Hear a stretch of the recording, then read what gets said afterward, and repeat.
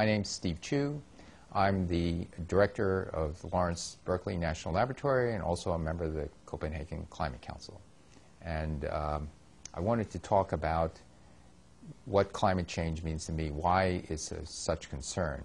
And so I will start by talking about an analogy. It's not perfect, but here goes. It's sort of Titanic, the sequel. Imagine you're on a very, very large vessel.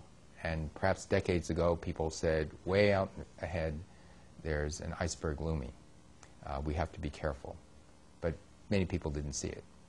But now, forwarding several decades, it's very clear to virtually everyone that there's this huge iceberg.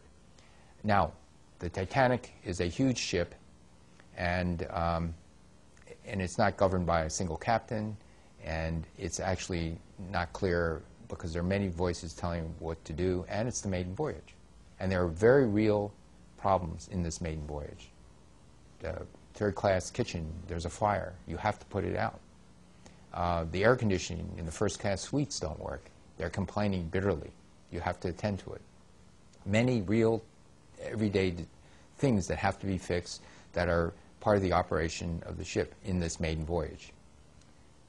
Then some engineers come and say to the set of captains, it's going to take tens of years, not 10 years, but perhaps half a century to really turn.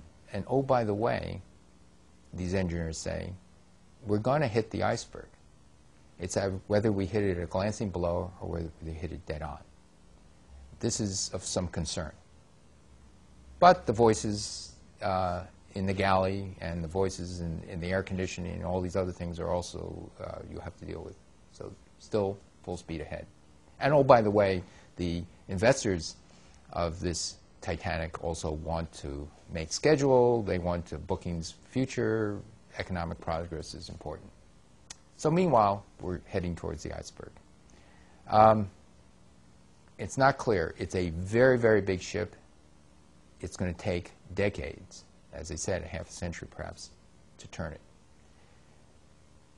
The consequences of hitting the iceberg dead on aren't even clear. And there are many people on the ship who said, look, it's unsinkable. Not to matter. Other people saying, well, if we hit it dead on, let's say go to a 5-degree centigrade climate change, adaptation is a little bit dicey. So it's the sequel. The script hasn't been written. We have to start turning now. People have to understand that even though there are day-to-day things, economic crises, you also have to start turning the ship. And if you wait another decade or so, it's more likely you hit it dead on. Whether the ship will sink or not, we don't know. But if there's a possibility of really catastrophic climate change, I think we don't want to go there. And so I'm here today to say that this is of a concern. I urge all of you to educate yourselves on what the concerns are. But there's also a path forward. It's not here to say, be scared, that's it, there's nothing we can do. If we hit the iceberg in a glancing blow, there are things we can and must do to adapt to that. But the first order of business is that people should educate themselves on what the risks are and how to go forward, and stop pulling the rudder in different directions.